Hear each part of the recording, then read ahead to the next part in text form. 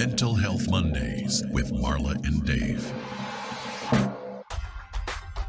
Welcome to Mental Health Mondays with Marla and Dave. But today, Dave is flying solo as I speak about myself in the third person. Very awkward. But anyway, Marla is not feeling well today, so we wish her well. In the meantime, we will still have an amazing show. We have an amazing guest. But before we get to our guest today, I want to remind you that Mental Health Mondays is brought to you by Mental Health Mondays and Loving Beyond Reason, along with NAMI San Fernando Valley. And we need your donations. So please visit the website below that you see on the screen there, lovingbeyondreason.org/donations, and help us to continue to bring you this very much needed information with these, and also entertaining. These shows are great. The testimonials that we receive, the things that we talk about, we need that transparency to deal with the mental health situation in America and around the world, for that matter. I want to remind you that next week, Scott Killaby, author and owner of the Killaby Center for Recovery, will be here. You don't want to miss that show. Just want to also say that we've shared our struggles with mental health in our family as parents. We've had others share their struggles with mental health, usually from the perspective of kids, teens, parents. But today our guest will share her story from the perspective of a supportive spouse. Man, this will prove to be a very interesting perspective as we get into the conversation. Her name is Samantha, and we won't be using her last name today for reasons that we will explain after the break. Stay tuned. Don't move. We'll be right back.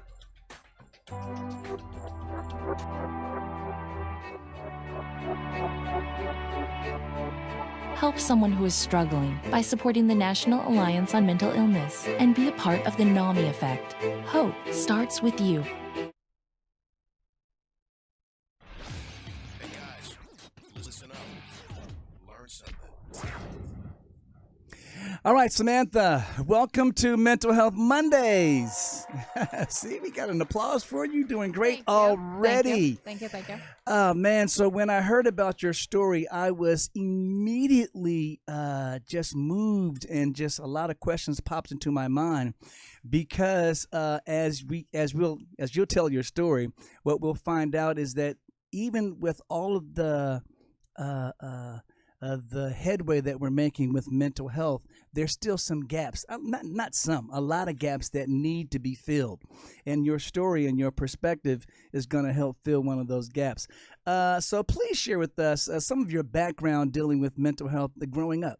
Okay, well, growing up, it was just my mom and I, and I was a ballet dancer, and I had body issues, and my mom immediately was like, you know what, let's get you into therapy. And so at a very young age, I started to talk about my problems, and I was very open about my issues. Wow, your mom was perceptive in that area. Yep, and Awesome. my mom went to therapy, and so I just grew up with, hey, you know what, I go to therapists, and they help me, and I would read self-help books when I was a teenager, and it was always, I would say, kind of normal for me, for people to have a problem and go and talk about it and do the best that they can to make their lives easier. Now, did you ever receive a formal diagnosis during that time period, or like teenage angst? Yeah, just anxiety. I mean, the ballet world is not a very nice world. Oh, wow, I can only imagine. Especially when you're like 13 and going through,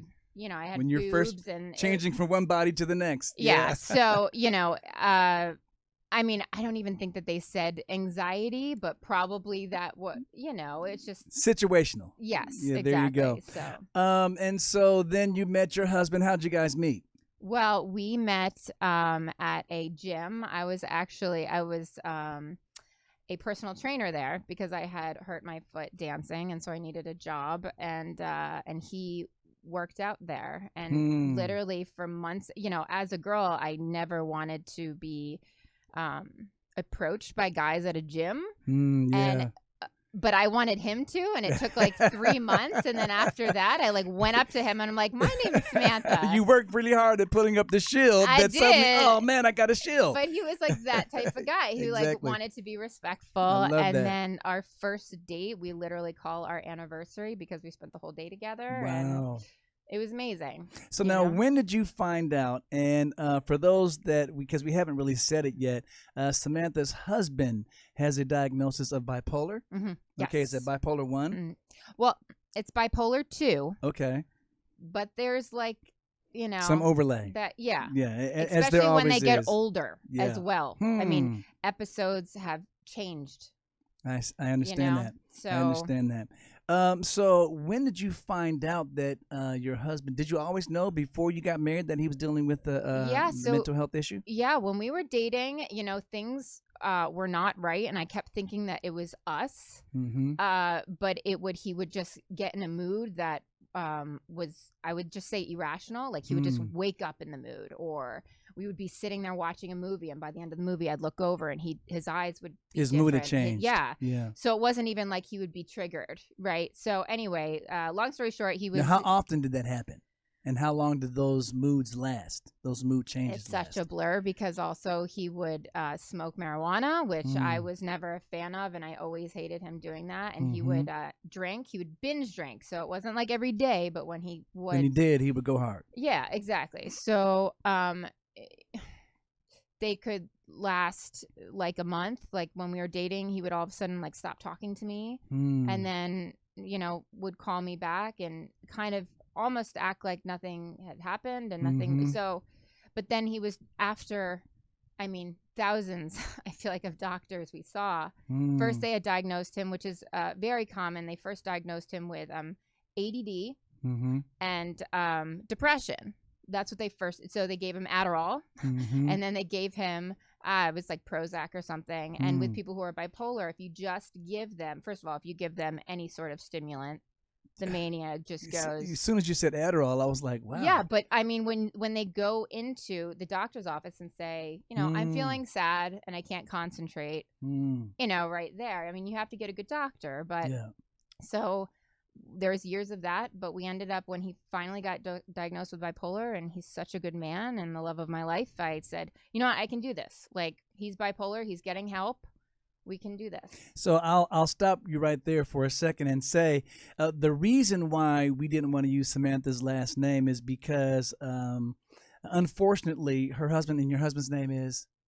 I'm not gonna say. Just a random name. We'll just call him Bob. So Bob. we'll just say Bob, Samantha's husband, does not want to reveal his condition to his employer. And that's so unfortunate in this day and age, when employers should be treating mental health just like any other illness and offering help versus making those that suffer feel any type of stigma associated with their illness. That's just like any other illness. It's a brain difference. And so that's why we're not using her last name. So when did you, just give me an example of going through that process of finding the right diagnosis, and how long did that last? Well, it was a nightmare. I mean, because also countless doctors, I don't even know how many. Finally, when we did get to a doctor who diagnosed him, he went on medications, but then none of the medications were working. And I didn't understand why. And it turns out because he wasn't taking them, which I'm sure many, many people can have been there. Especially if you get to a manic phase. Oh, yes. And suddenly you don't think you need the medication. Yes. Because those of us who have dealt with this type of thing, as our son, that was part of his diagnosis as well. There's a period in the mania phase where, as you're heading into mania, pretty much, if you feel you can do anything, you can pretty much come close to doing it, and you're almost like a superhero. So it's exactly really right. hard to say that there's something wrong with that feeling. Yes, and my husband suffers from the manic side. I mean, he doesn't really. I mean, he does get depressed. The depression is shown with anger, but the mania is really the main issue with and him, which that's is really our son as well. Yeah. Our son as well. So this is, like I said, this is going to be a very interesting discussion, as it already is proving to be. We're going to turn the corner when we come back to support groups for spouses of people who deal with mental health issues or the lack thereof. Don't move. We'll be right back. When Dave and Marla get together, it's hot.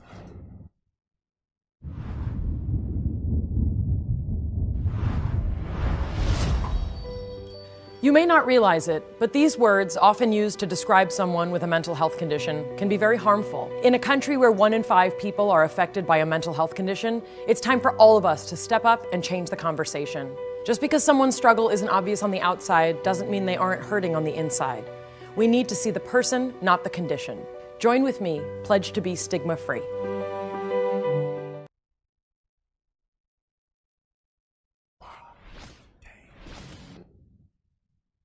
It's time for the Mental Health Minute with Marla and Dave.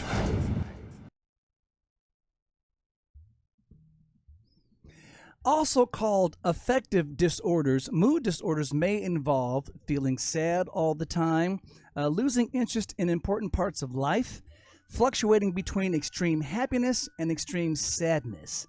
Other symptoms may be irritability, changes in appetite or weight, changes in sleep patterns, or difficulty concentrating. The most common mood disorders are depression. Another one is bipolar disorder, seasonal affective disorder, or SAD, interesting, or self-harm. An estimated 21.4% of U.S. adults experience any mood disorder at some time in their lives. If you or anyone you know are experiencing any of these symptoms, distorted moods or emotional states, please seek professional help. Life can get better. This is brought to you by NAMI San Fernando Valley and Loving Beyond Reason.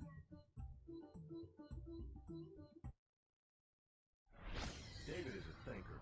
I never do anything without thinking about it first. Marla is a feeler.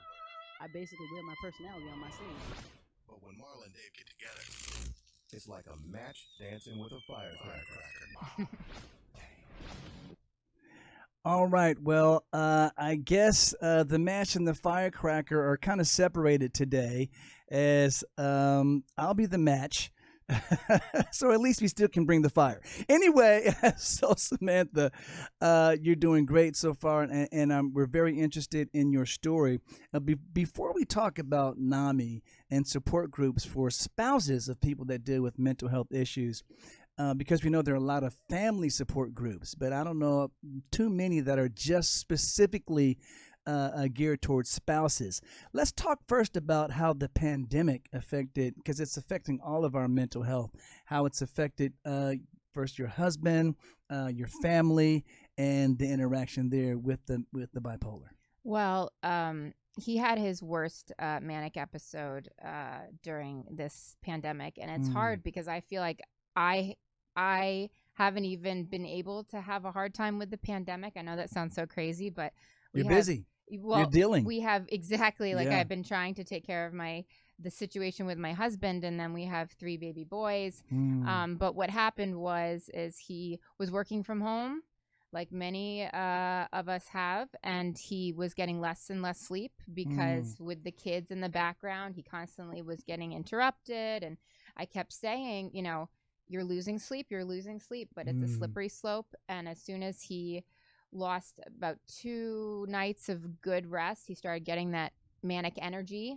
Yeah. And then had you noticed really whether or nasty. not, do you usually take note, not to interrupt, Oh, yes. but when he takes his medication and when he does not? Oh, yes. Did you notice that there was a slip up in the medication? Well, so he started taking it different Lower times, doses or different like different times, like later in the night or whatnot. And then he would, if he would skip one, like I would count. It's exhausting, right? Because I have my 3 baby boys to take care of. But he, then he gets nasty, right? Because the mania starts. So like, of course I'm taking my medicine, blah. So, and then you don't want to irritate You don't want to him. press, but you can tell that there's an issue. Yeah, and it developing. was, I even like showed him like this like this map. I kind of said, this is what's happening these days. You said this, you did this. Like, I am here. So I you have love that much you. documentation. Oh my gosh. Yeah. Yeah. Wow. Just, I mean, on my phone, I'll do the time, the day, just to show him this is what's happening. I love you. I'm here for you, but you gotta meet me halfway.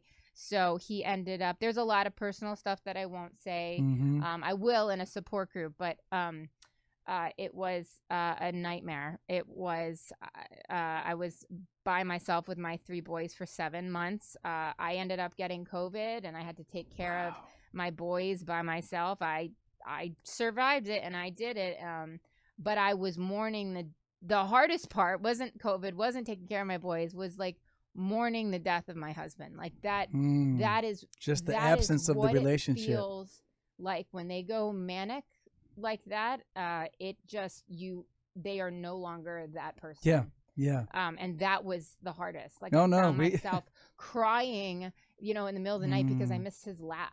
Because just like the little things that you don't, so it was. And I can relate to what you're saying. And the reason why I can relate, I don't know if you've been keeping up with our story that we shared even last week on Mental Health Mondays about our situation with our son, who had an episode maybe a few weeks ago. And, I know exactly what you mean. At that time, we have a picture on our refrigerator. Him as a little kid, it's something that he did in elementary school. Best buds for life. Love you so much, Dad. You're my favorite. To jump forward to a few weeks ago, I was a demon that he needed to kill. And so and to deal with that, even though you deal with it in the appropriate way, he gets the help that he needs. Even when he's out of the house, it feels like, man, I understand exactly what you mean. Yeah. The room across the hallway, it's empty. Yeah. You know what I mean? 100%. You walk by, you can still have some of the smells in the room, and it just makes you sad. Yeah. So I fully understand what you're talking about. Absolutely. So that was, I would literally go, it was like a sad movie. I'd go into his closet and like smell his clothes. And I wanted to ask you, because you had touched on something, all the documentation that you have to do, even to get him to be able to follow you with what you're saying. But how does it make you feel to have to actually go behind another adult? Does it make you feel some kind of way? Is that something, in other words, I know he would tend to feel, especially as his mania comes on, that you're invading my privacy, so to speak. Yeah. You're taking away my right to be an adult. Does he come back after those manic episodes and say, thank you so much? Yes. That's why I am here today, because he is the most wonderful man in the world. That's why I'm here. And he's not dealing actively with the situation. Yeah. And what is really hard about this illness, well, all mental illness, is that they didn't choose it, right? They didn't choose it. It's what he was born with. And I see him fighting with it. And so it's devastating when he comes out of it, especially this last episode. It's how long did that episode last? About 7 months. And did he have to be hospitalized? No. Okay. He did not. But it gets so he has a family that would take him in. I don't really want to get that personal either. No, but I understand that. But they I would say they enable, meaning, they love him and they want what's best for him. But if they do see him not sleeping, they'll just leave him alone. Kind of like that kind of stuff. Right. Or if he would drink, they would like let him drink, stuff like that. But he had a safe, roof over his head. So you weren't concerned for his safety? No. Oh, good. No, thank God. But this every episode is getting worse and worse, and so that's why it scares me, because we're still young. I mean, we're not that young, but we're young. We're young. We're young. But it's like it's progressive. Yeah. A lot of these things. So and so we said that we were going to talk about support groups, and we will do that as soon as we come back. The story is riveting. Don't go anywhere, especially if you are dealing with supporting a spouse yourself. This is the information that you're going to need. We'll be right back.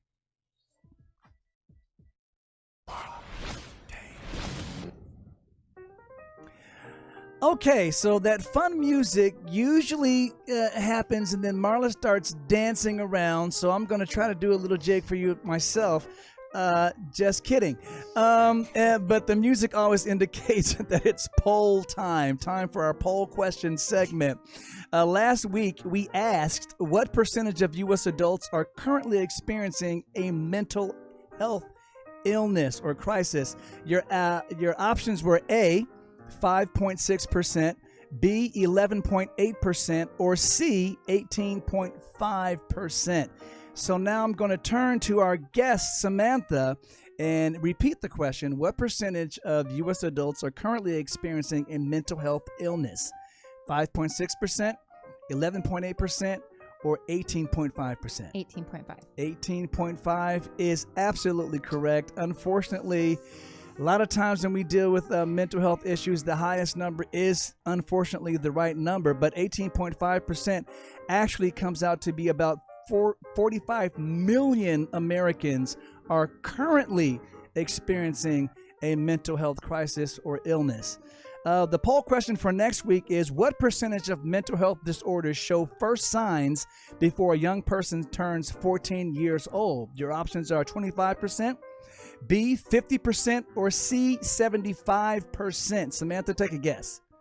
What percentage of mental health disorders show first signs before a young person turns 14? 25%, 50%, or 75%? I'd say 50. Well, I will say that Samantha has her finger on the pulse, but we won't reveal the correct answer until next week. Check out our Loving Beyond Reason, our Instagram page. That's where we put up all the poll questions. You can answer them there. It's fun, informative, and it helps us to just stay engaged. Remember, also go to the donation page right there. The website is right below you on your screen. We need your help. We're going to get back to the show.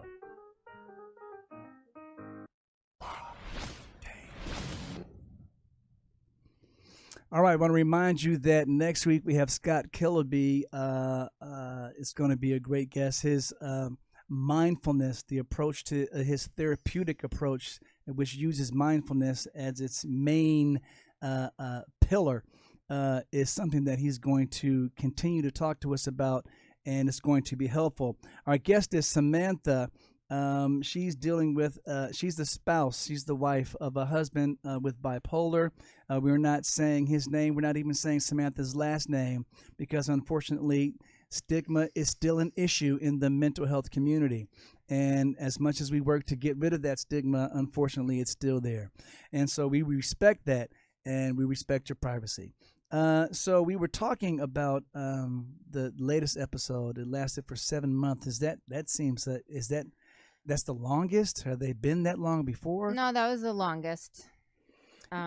Yeah, that was the longest. Yeah, and our son has the same type of bipolar where mostly manifests as manic. We don't really see him can't get out of bed. Right. You know, he does right. get angry. Yes. When he's not manic, when he's not super but happy. Sleeping all day. Or, exactly. That just doesn't happen. Mm-hmm. So, and that gave us a hard time trying to get to the right diagnosis for quite some time because of that. So I understand what you're talking about. So, when in this process did you find out about NAMI? Oh my God. So years and years ago, he had a episode. We had moved back to Los Angeles. I had my 3-year-old and I was pregnant with my second. And he was in an episode and I was freaking out because I didn't know what to do. I was calling like hotlines, like even just like any hotlines I could find. Wow. I was also doing a DBSA, which is depression and bipolar support groups, and I came across NAMI and I said, "Help me," and I joined. I did Family to Family, which was a great class. But I wish I had taken it like 10 years ago. It's like one of those things that it's like, why didn't I know? It's so helpful. This? Exactly. It's free. It's a resource that's sitting right there for you free. Yes. And education truly is like the answer to any support. I mean, Absolutely. Really it is. And so that's how I became. But what was very difficult was I became a part of NAMI and then I started looking for spouses. I couldn't find any spouses. I ended up going to finding support groups for my husband to go to. And I would go with him. Their peer support groups. And I would go with him and just listen, and that was support for me. But then I just kept thinking, I was literally going to Al-Anon meetings. My husband isn't even an alcoholic. Yeah. He's an addict, but he's not like, Okay. But I went to Al-Anon because I was like, I need people. I need my people. Mhm. I feel so alone. Like, Especially as a mother, a lot of so people don't understand that. alone. It's either child time Yeah. or dealing with the issue time. Yeah, no, there's no me time, which is Yeah. like fine. I'm thankful for everything I have, but like, yes, I want like that 1 hour a week where I can just like concentrate. And even then, it's not even me really, because It's in a group. right, and I'm dealing. I'm there because of my husband. Yeah. But I went online and I was Googling, support spouse, and the only thing that would come up was, that there are none because people get divorced. And I read this horrible statistic that 90% of divorces or bipolar marriages end in divorce. 90%. And at first, when I first heard, I was reading about your story, and when I read that there weren't many support groups for spouses, I then realized, oh, ding, ding, ding, usually those marriages don't last. Yeah, it took me like at least 2 years to be like, where are these people? Oh, And that's then why the groups aren't there. That's why they're not there. And that was Yeah. heartbreaking. And it is hard. I mean, yes, there'll be people who are in relationships, but especially when you have children. I mean, I just want somebody that I can talk to, to say, yeah, I understand. It is Wow. it's very, very lonely. And I don't, I don't have a partner to go through this with me, and so, it's hard. I still don't have a spousal support. I just have to, Well, usually in situations like this, and this is what I'm very also proud of you, and I'm going to brag on you for a little bit. When there's a need, usually someone who has dealt with an issue says, you know what, if there's no one else to fill this gap, how can I start the group? And so Yes, out of that 100%. family to family class, Yeah. you started to put feelers out there to say, how I've can been I start trying. this group? Yes. Yeah, and I'm It- pretty sure that it's going to happen sooner than you think. I hope so. Little birdie's already told me. I hope so. And so because of that, it's usually the empathy that comes along with having to deal with it that drives us into saying, Yes. you know what, I'm going to start this group. yes. And if you 100%. out there are watching or listening, or as you do other things around the house and your computer is just running or your television is on, right into Mental Health Mondays. Just get in contact with us at lovingbyondreason.org. If you too, or even NAMI San Fernando Valley, if you feel like you need this same type of support, because as we get the groups together, and the groups can be significant of size. It doesn't have to be 100 people. It can be 5-10 people Oh my that gosh, meet. it can be just 2. It could just be 2. Just somebody to talk Anything, to. yeah. Somebody that can be there for you. Someone that understands what you are going through. And so in your search for the answer, do you feel that medicine plays a very important role into keeping these things under control? Absolutely. It's the number one thing. Number one thing, Number one especially when thing. these issues, especially mood issues and things where yes. the mood can be up and down. We need to level that out. We've done everything. I mean, diet, Reiki. I mean, everything you can imagine. And a lot of times it's a combination of all the above. Yes. It's, for sure. Absolutely. Everybody's path to mental wellness is unique. The conversation has been with Samantha. We'll be right back. Bad. Worthless. Don't trust them. They'll hurt you. You're worthless. It's pointless.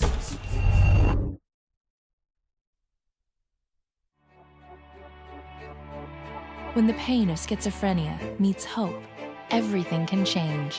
Help someone who is struggling by supporting the National Alliance on Mental Illness and be a part of the NAMI effect.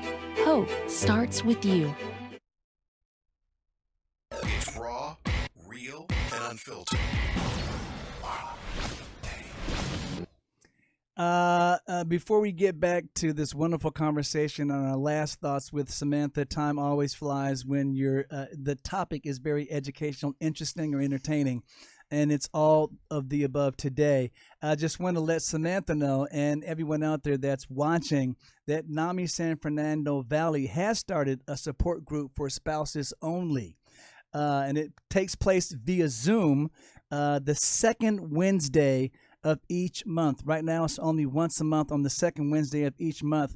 But Samantha, we invite you to become a facilitator. Have you familiar with this? Yes, I would. Okay, love to. awesome. So, and then maybe we can actually get the word out there, get the attendance up, and actually get it to be a weekly thing instead of just once a month. Because a lot of times when we're dealing with these issues, we need help a little bit more regularly. Yeah. Okay, so give us your last thoughts, your final thoughts. Well,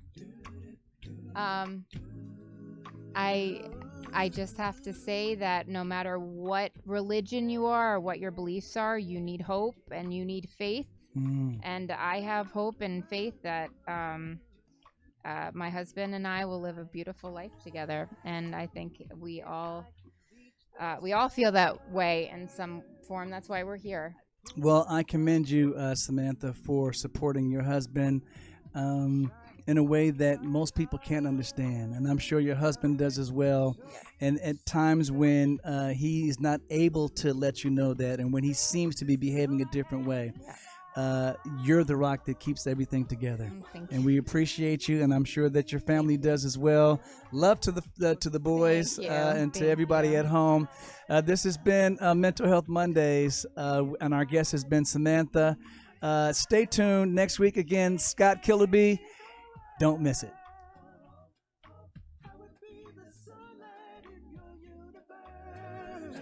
And you would think my love is really something